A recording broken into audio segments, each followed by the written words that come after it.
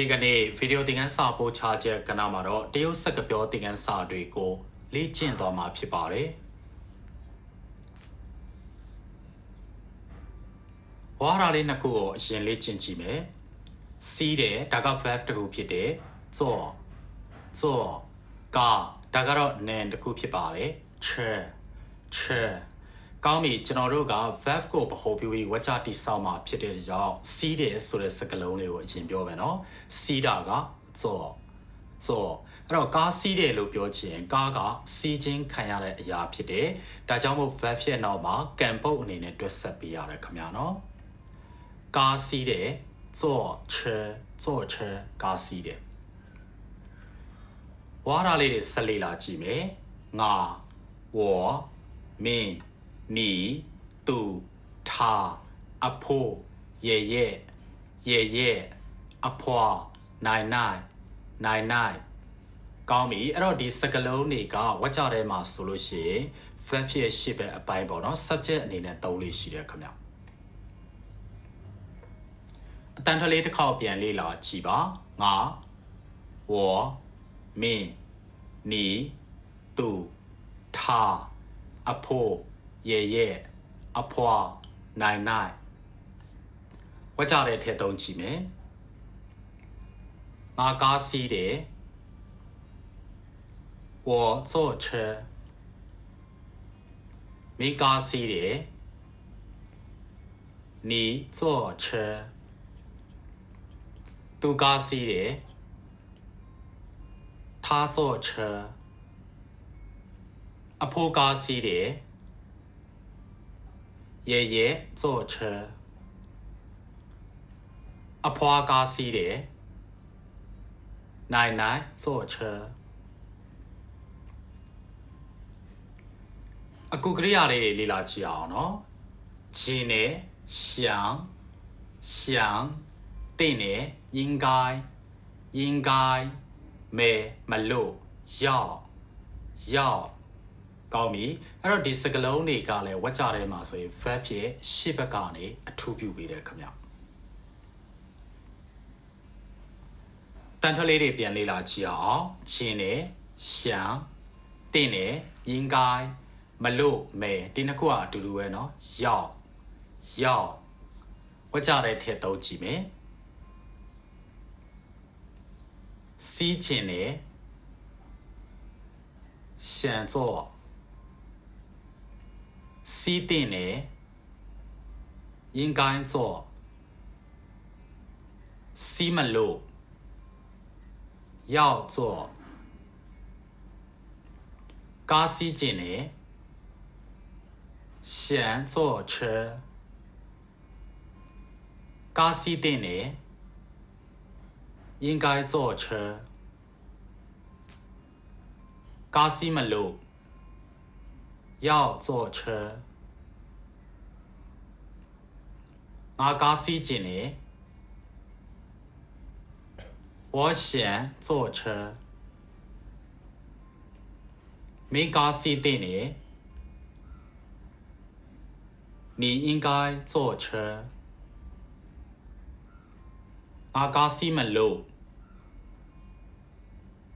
我要坐车အဖိုးကားစီးတဲ့နေ爷爷应该坐车အဖွာကားစီးတဲ့နေ奶应该坐车ကောင်းပြီအငင်းစကလုံးလေးတွေလေ့လာကြည့်အောင်နော်မအတန်တက်က2မျိုးထွက်ပါတယ်ပူသို့မဟုတ်ပူသို့မဟုတ်ပူမနဲ့ဒါကတော့တားမြစ်တဲ့နေရာမှာသုံးတာပေါ့နော် adverb တစ်ခုဖြစ်တယ်不要ဒါမှမဟုတ်ပြေနှစ်ခုရှိတယ်ဗျကြိုက်တာသုံးလို့ရတယ်不要သို့မဟုတ်ပြေအဲ့တော့ဒီစကားလုံးတွေကလည်းဝက်ချထဲမှာဆိုရင် verb ရဲ့ရှေ့ကနေအထူးပြုပြီးတော့သုံးလေးရှိတယ်ပေါ့နော်ကောင်းပြီဒီမှာတော့အကူကရိယာပါနေရင်အကူကရိယာရဲ့ရှေ့ဘက်အစိပ်ပိုင်းကနေထားသုံးလေးရှိတယ်ခင်ဗျတန်ထလေးပြန်လေ့လာကြည့်အောင်မတန်ထ2မျိုးပါပူသို့မဟုတ်ပူ မနဲ့ဒါကလည်း2မျိုးရှိပါတယ်不要သို့မဟုတ်别ဝတ်ကြတဲ့ထည့်သုံးကြည့်အောင်ခင်ဗျမစီးဘူး不做မစီးနဲ့不要做သို့မဟုတ်别做ကားမစီးနဲ့不要坐车သို့မဟုတ်别坐车ကားမစီးဘူး不坐车ငါကားမစီးဘူး我不坐车မင်းကားမစီးနဲ့你不要坐车သို့မဟုတ်你别坐车သူကားမစီးဘူး他不坐车အဖိုးကားမစီးဘူး爷爷不坐车အဖွားကားမစီးဘူး奶奶不坐车ကားစီးခြင်းနဲ့想坐车ကားမစီးခြင်းမူ不想坐车ငါကားမစီးခြင်းမူ我不想坐车မင်းကားစီးတဲ့နဲ့你应该坐车သူကားစီးမလို့他要坐车အဖိုးကားမစီးတဲ့မူ爷爷不应该坐车အဖွားကားမစီးတဲ့မူ奶奶不应该坐车အဖွားကားမစီးခြင်းမူ奶奶不想坐车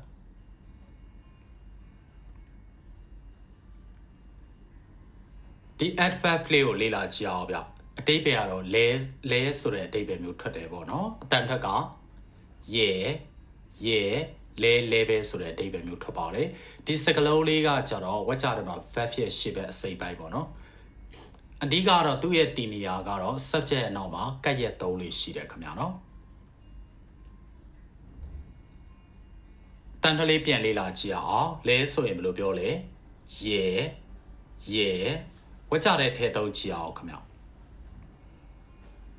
ငါလည်းကားစီးတယ်我也坐车ငါလည်းကားမစီးဘူး我也不坐车ငါလည်းကားစီးခြင်းနဲ့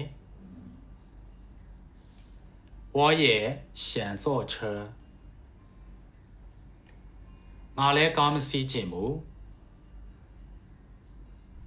我也不想坐车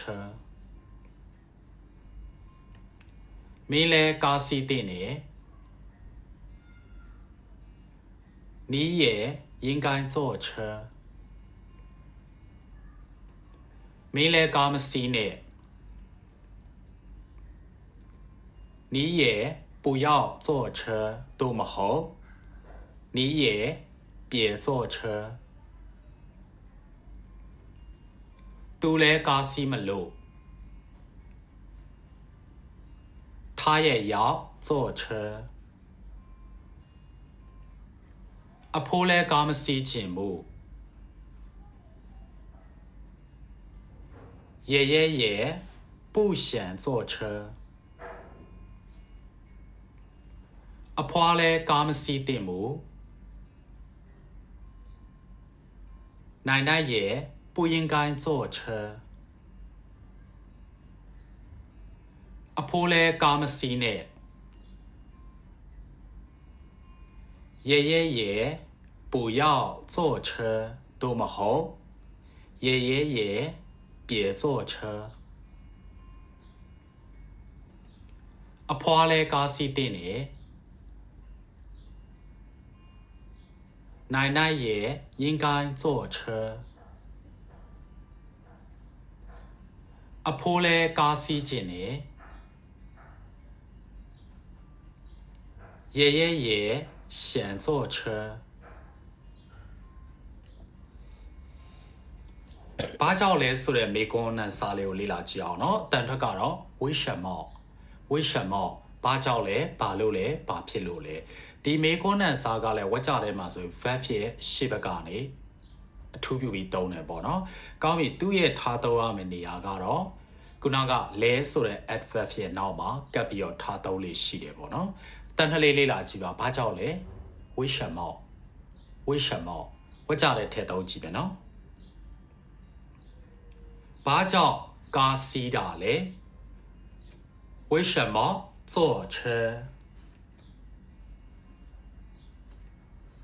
မင်းဘာကြောင့်ကားမစီးတာလဲ你为什么不坐车သူဘာကြောင့်ကားစီးချင်တာလဲ他为什么想坐车မင်းလဲဘာကြောင့်ကားမစီးချင်တာလဲ你也为什么不想坐车သူလဲဘာကြောင့်ကားမစီးတင်တာလဲ他也为什么不应该坐车အဖိုးဘာကြောင့်ကားမစီးချင်တာလဲ爷爷为什么不想坐车အဖိုးဘာကြောင့်ကားစီးတင်လဲ爷爷为什么应该坐车အဖွားလဲဘာကြောင့်ကားမစီးတင်တာလဲ奶奶也为什么不应该坐车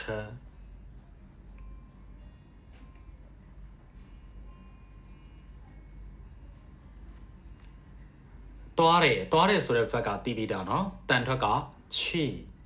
去ကောင်းပြီအဲ့တော့ဝါကြတစ်ကြောင်ထဲမှာကျွန်တော်တို့လှုပ်ဆော့ချက်ပြတဲ့ verb နှစ်ခုကိုတပြိုင်တည်းသုံးတော့မယ်ပေါ့ဗျာဒီမှာစီးတယ်ဆိုတဲ့ verb ကိုလည်းကျွန်တော်တို့ကသုံးမယ်ပြီးတော့သွားတယ်ဆိုတဲ့ verb ကိုလည်းသုံးမယ်အဲ့လို verb နှစ်ခုကိုတပြိုင်တည်းသုံးတဲ့အခါမှာတဲ့လှုပ်ဆော့ချက်နှစ်ခုမှာဘယ်ဟာအရှင်လဲဆိုတာကိုကျွန်တော်တို့ကစဉ်းစားဖို့လိုတာပေါ့နော်ဥပမာတနေရာရာကိုဗျာကျွန်တော်တို့ကကားစီးပြီးတော့သွားတော့မယ်အဲ့တော့သွားတာအရှင်လားကားစီးတာအရှင်လားကားပေါ်တက်စီးတာအရင်ကားပေါ်တက်ပြီးတော့လိုရာခရီးကိုသွားတယ်အဲ့တော့ကျွန်တော်တို့ကားကိုအရင်စီးရတယ်စီးပြီးမှဆက်သွားရပါလေဒါကြောင့်မို့အဲ့လိုမျိုးလှုပ်ဆော့ချက်ပြတဲ့ verb နှစ်ခုကိုတပြိုင်တည်းတွဲတော့မယ်ဆိုရင်ပထမလှုပ်ဆော့ချက်ကိုအရှင်ပြောတယ်ဒုတိယလှုပ်ဆော့ချက်ကသူ့ရဲ့နောက်ကနေဆက်ပြောတယ်အဲ့တော့ပထမလှုပ်ဆော့ချက်ကကားစီးတဲ့လှုပ်ဆော့ချက်ပြီးတော့မှသွားတဲ့လှုပ်ဆော့ချက်ဒါဆိုလို့ရှိရင်ဝက်ကြထဲမှာကျွန်တော်တို့ဒီလိုပြောလေးရှိတယ်ဗျစကားပြောပုံစံနေမှာဟုတ်ပြီနော်ကားစီးတယ်ပြီးတော့သွားတယ်ကားစီးတာဘယ်လိုပြောလဲ坐车ပြီးတော့မှ去ကားစီးသွားတယ်ပေါ့ဗျာ坐车去ကောင်းပြီဒီတစ်ခါလေစိတ်ဆိုတဲ့ဝါဟာရလေးလေ့လာကြည့်ပါဦး机场စာလေစိတ်ဟုတ်ပြီနော်机场လေစိတ်ကတွားခြင်းခံရတဲ့နေရာဖြစ်တယ်ဒါကြောင့်မို့ဒီစကားလုံးကဝါကြထဲမှာဆိုရင်တွားတယ်ဆိုတဲ့ verb ရဲ့နောက်မှာကံပုတ်အနေနဲ့တွက်ဆက်ပေးရတယ်ခင်ဗျာရပြီနော်ဟုတ်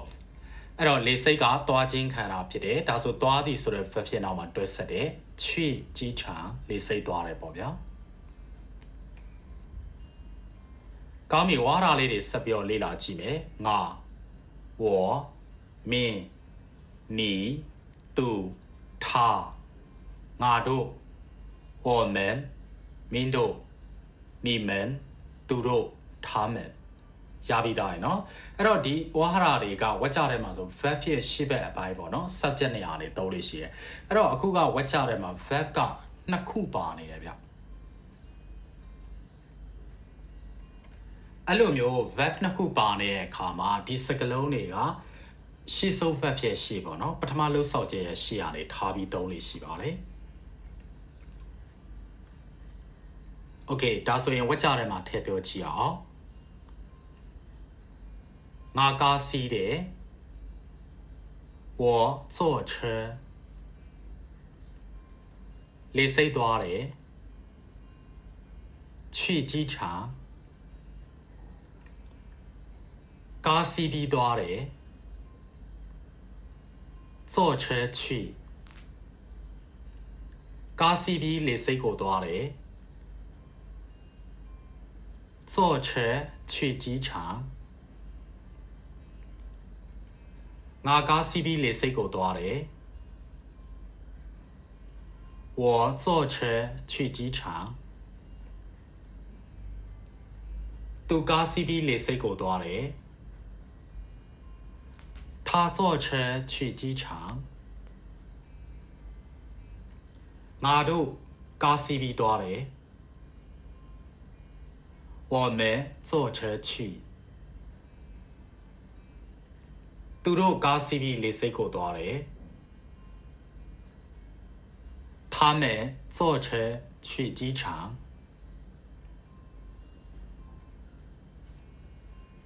ဒီတစ်ခါတော့အကူကရိယာလေးတွေကိုဆက်ပြီးတော့လေ့လာကြည့်မယ်နော်ဂျင်းနဲ့想定နဲ့应该လို့ရတယ်可以ကောင်းပြီအဲ့တော့ဒီစကားလုံးတွေကရှေ့မှာသင်ခဲ့ပြီးသားပုံမှန်တိုင်းဆိုရင် verb ဖြစ်ရှေ့ရနေအထူးပြုတယ်ဗျဒါပေမဲ့လှုပ်ဆောက်ချက်ပြတဲ့ verb ကနှစ်ခုပါနေတဲ့အခါမှာရှေ့ဆုံး verb ဖြစ်ရှေ့ရနေအထူးပြုပြီးသုံးလေးရှိပါတယ်ဝတ်ကြတဲ့ထဲသုံးကြည့်အောင်ငါလေစိတ်သွားခြင်းနဲ့我想去机场ငါကားစီးပြီးလေစိတ်သွားခြင်းနဲ့我想坐车去机场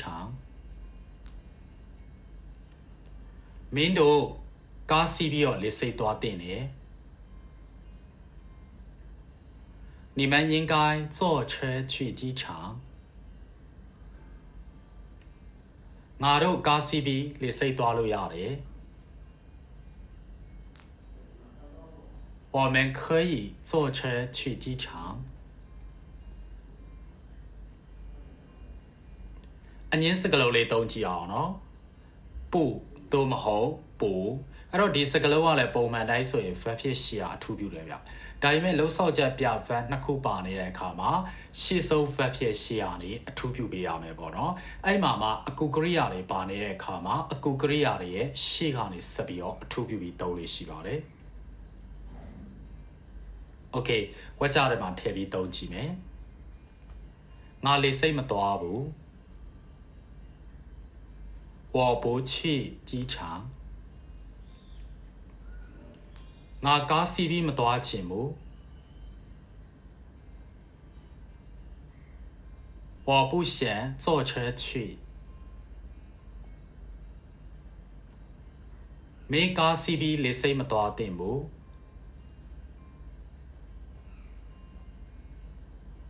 你不应该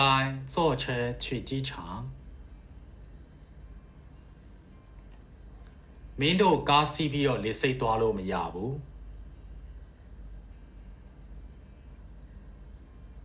你们不可以坐车去机场ငါတို့လေစိတ်မသွားသင့်ဘူး我们不应该去机场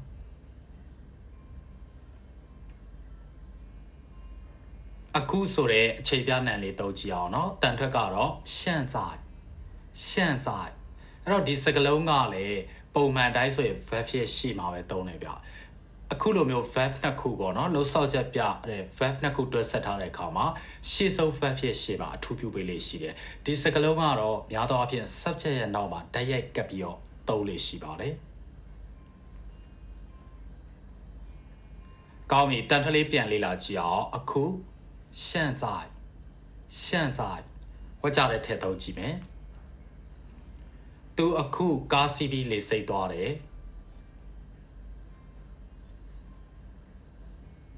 他现在坐车去机场。ငါအခုကားစီးပြီးလေစိတ်မသွားဘူး我现在不坐车去机场သူအခုကားစီးပြီးလေစိတ်သွားခြင်းနဲ့他现在先坐车去机场ငါတို့အခုကားစီးပြီးလေစိတ်မသွားချင်ဘူး我们现在不先坐车去机场မင်းတို့အခုကားစီးပြီးလေစိတ်သွားတဲ့နဲ့你们现在应该坐车去机场မင်းတို့အခုကားစီးပြီးလေစိတ်သွားလို့မရဘူး你们现在不可以坐车去机场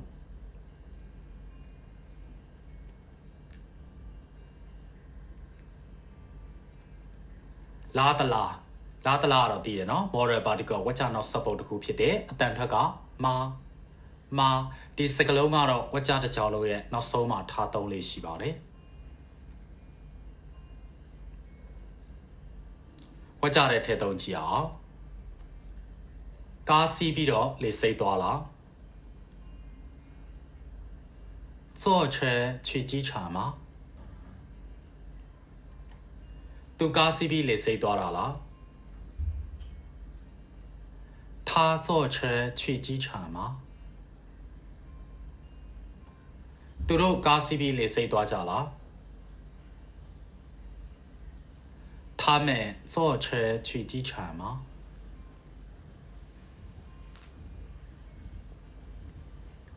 ဝိဘတ်လေးတစ်ခုသုံးကြည့်အောင်နော်မှကနေပေါ့နော်ဒီဝိဘတ်ကတော့လာရပြတဲ့ဝိဘတ်တစ်ခုဖြစ်တယ်အတန်ထွက်က从ကောင်းပြီနောက်ထပ်နံလေးတစ်ခုကိုလေ့လာကြည့်အောင်这里ဆိုတာဒီနေရာလို့အဓိပ္ပာယ်ရအောင်နော်အဲ့တော့ဝိဘတ်တွေကိုသုံးတဲ့အခါမှာဝိဘတ်ကသူ့တစ်လုံးနဲ့သုံးလို့မရဘူးဗျဝက်ကြတယ်မှာဝိဘတ်တစ်လုံးနဲ့သွားထည့်သုံးလို့မရဘူးဝိဘတ်ကိုသုံးမယ်ဆိုရင်သူနဲ့တွဲမဲ့စကားလုံးပေါ့နော်ကံပုတ်တစ်ခုတွဲဆက်ပေးရတယ်ဗျ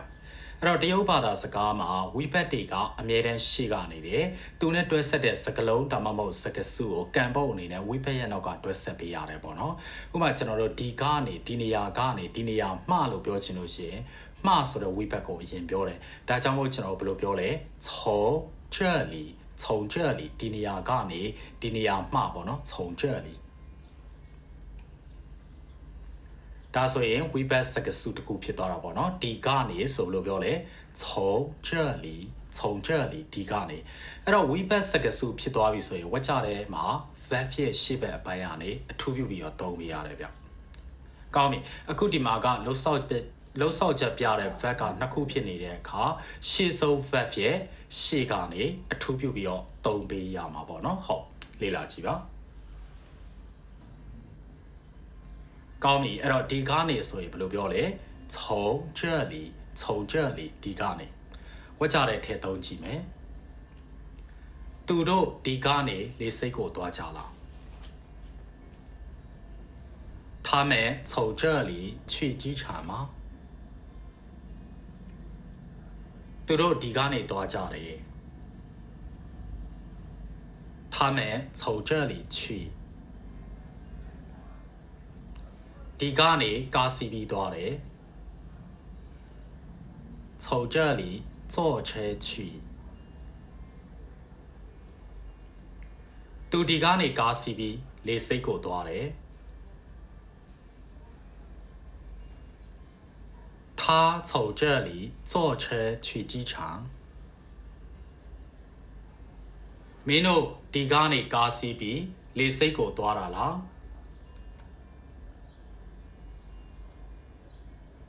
你们从这里坐车去机场吗မင်းတို့ဒီကနေလေစိတ်ကိုသွားကြမှာလား你们从这里去机场吗ငါတို့ဒီကနေကားစီးပြီးသွားကြမှာလား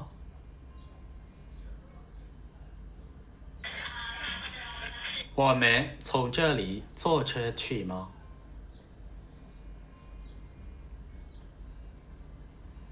ကောင်းပြီဒီတစ်ခါတော့အခုကရိယာလေးတွေကိုဆက်ပြောလေ့လာကြည့်အောင်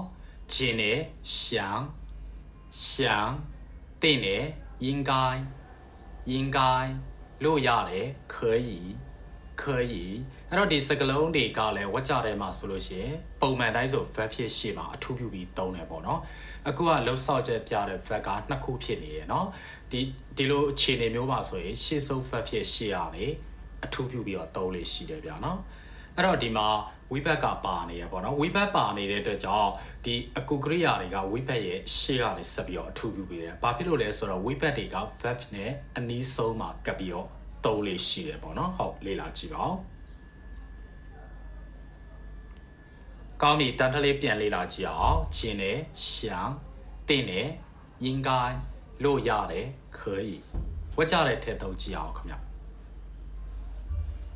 ငါဒီကနေကားစီးပြီးလေစိတ်သွားခြင်းနဲ့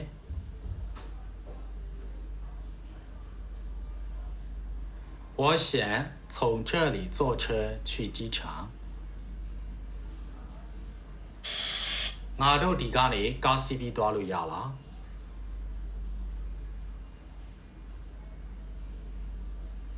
我们可以从这里坐车去吗ငါတို့ဒီကနေကားစီးပြီးတော့လေစိတ်သွားတင်လား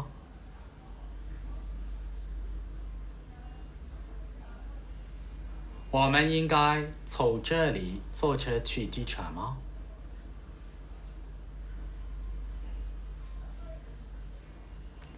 အငင်းစကလုံးလေးသုံးကြည့်အောင်နော်အငင်းကရိယာဝိတေသနာအတန်ထက်ကပူတို့မဟုတ်ပူအဲ့တော့ဒီစကလုံးကလည်းပုံမှန်တိုင်းဆို verb ဖြစ်ရှိရာအထူးပြုပေးတယ်အခုက verb တစ်ခုသုံးထားတဲ့အခါမှာရှေ့ဆုံး verb ဖြစ်ရှိရာအထူးပြုပေးတယ်အဲ့တော့ဒီမှာအကူကရိယာတွေရှိနေတဲ့ကြောင့်အကူကရိယာရဲ့ရှေ့ရာနေဆက်ပြီးတော့အထူးပြုပေးတယ်ခင်ဗျโอเคဝက်ကြတယ်မှာထည့်သုံးကြည့်မယ်ဒီကနေကားစီးပြီးမသွားချင်ဘူး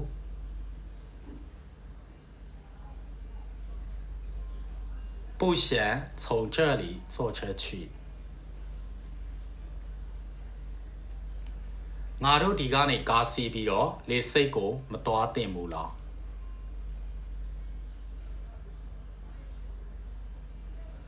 我们不应该从这里坐车去机场吗မင်းတို့ဒီကနေကားစီးပြီးမသွားသင့်ဘူး你们不应该从这里坐车去ငါဒီကနေကားစီးပြီးလေစိတ်ကိုသွားလို့မရဘူးလား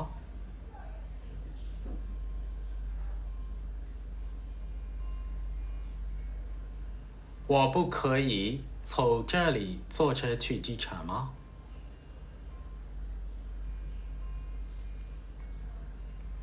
ဒီတစ်ခါတော့အတူတကွပေါ့နော်ဒီ adverb လေးကိုလေ့လာကြည့်အောင်一起အတူတကွပေါ့နော်ကောင်းပြီဒီစကားလုံးကလည်း adverb ကရိယာဝိသေသနာဖြစ်တဲ့အတွက်ကြောင့် verb ရဲ့ရှေ့ကနေအထူးပြုပေးတယ်ဗျ verb ကနှစ်ခုဖြစ်နေတဲ့အခါကျတော့ရှေ့ဆုံး verb ရဲ့ရှေ့ကနေအထူးပြုပြီးတော့သုံးလေးရှိတယ်ပေါ့နော်အတန်ကလေးပြန်လေ့လာကြည့်အောင်အတူ一起ဝတ်ကြတဲ့ထက်သုံးကြည့်မယ်အတူကားစီးပြီးသွားကြတယ်一起坐车去ငါတို့အတူကားစီးပြီးလေစိတ်ကိုသွားကြမှာလား我们一起坐车去机场吗သူတို့လေစိတ်ကိုအတူသွားကြလား他们一起去机场吗မင်းတို့အတူကားစီးသွားကြတာလား你们一起坐车去吗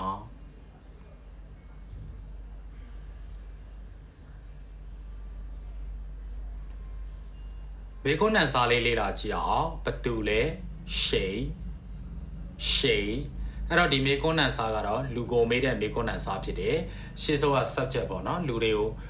ဤညွှန်းတဲ့နေရာမှာကျွန်တော်တို့အစားထိုးပြီးသုံးသွားမယ်ပေါ့နော်ကောင်းပြီအဲ့တော့ဘသူလဲဆိုဘယ်လိုပြောလဲ shade shade ဝါကြတဲ့ထည့်သုံးကြည့်မယ်နော်ဘသူဒီကနေလေစိတ်ကိုသွားတာလဲ谁从这里去机场ဘသူကားစီးပြီးတော့လေစိတ်ကိုသွားချင်တာလဲ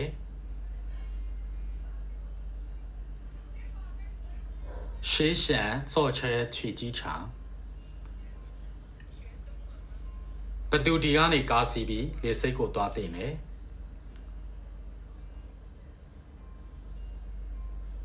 谁应该从这里坐车去机场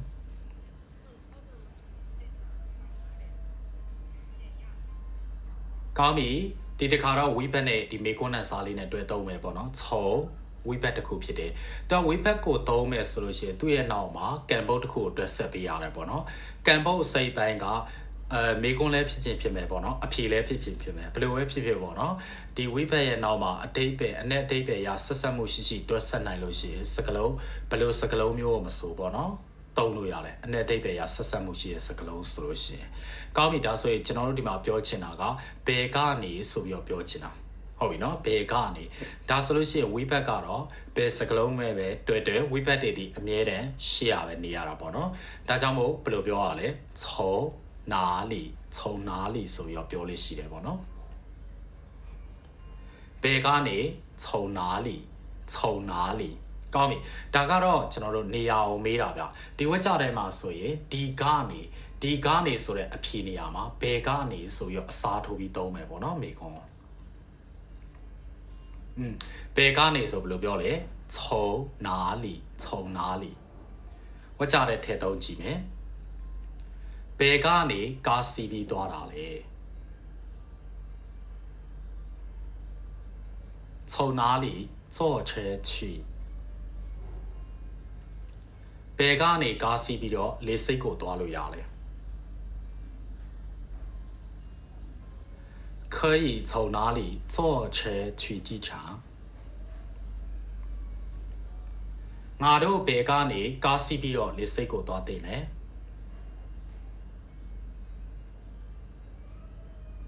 我们应该从哪里坐车去机场မင်းဘယ်ကနေကားစီးပြီးသွားချင်တာလဲ你想从哪里坐车去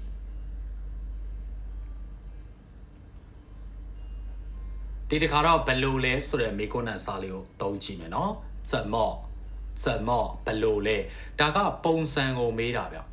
ပုံစံကိုမေးတဲ့မေကွန်းနန်စာတစ်ခုပြတာပုံစံဆိုတာအခုကျွန်တော်လေးစိတ်သွားမဲ့ပုံစံဥပမာတက္ကစီနဲ့သွားမှာလားမြေအောင်ယထာစီးမှာလားကားစီးမှာလားဘတ်ကားစီးမှာလားစသဖြင့်ပေါ့ဗျာပုံစံကိုမေးတာအဲ့တော့ဒီထဲမှာပုံစံကသွားတဲ့ပုံစံကဘယ်လိုသွားမှာလဲကားစီးပြီးတော့သွားမှာအဲ့တော့ကားစီးတဲ့ဆိုတဲ့နေရာမှာဒီပုံစံကိုမေးတဲ့မေကွန်းကိုကျွန်တော်အစားထိုးပြီးသုံးလိုက်မယ်ပေါ့နော်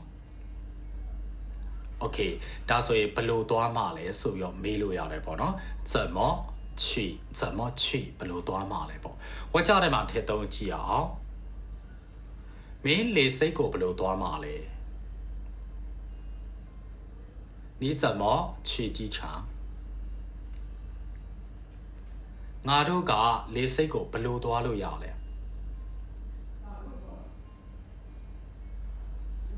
我们可以怎么去机场我们可以怎么去机场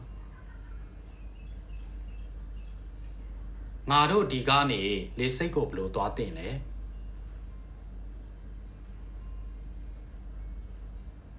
我们应该从这里怎么去机场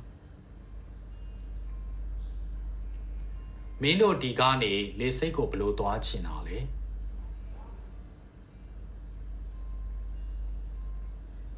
你们想从这里怎么去机场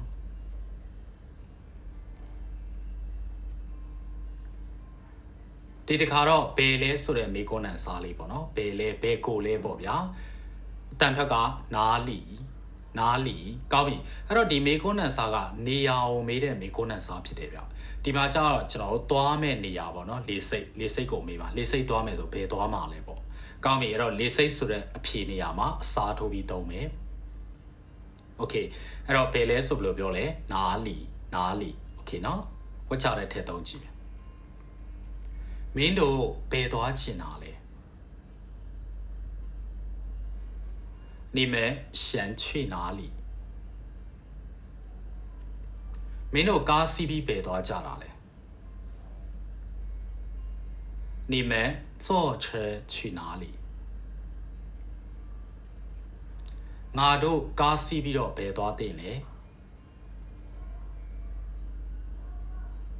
我们应该坐车去哪里သူတို့ဒီကားနေဘယ်ကိုသွားကြတာလဲ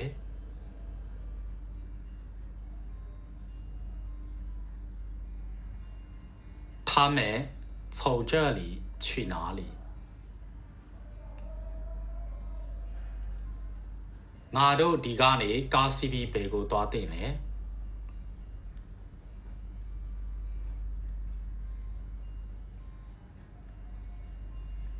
我们应该从这里坐车去哪里ဒီကားနေကားစီးပြီးဘယ်ကိုသွားလို့ရလဲ可以从这里坐车去哪里မင်းတို့ဒီကားနေဘယ်ကိုသွားချင်တာလဲ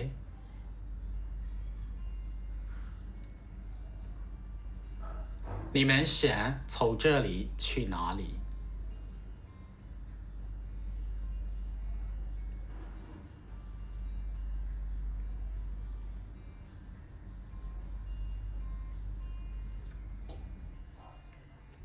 ဟုတ်ကဲ့ပါအားလုံးကိုကျေးဇူးထူးတင်ရှိပါတယ်ခင်ဗျာ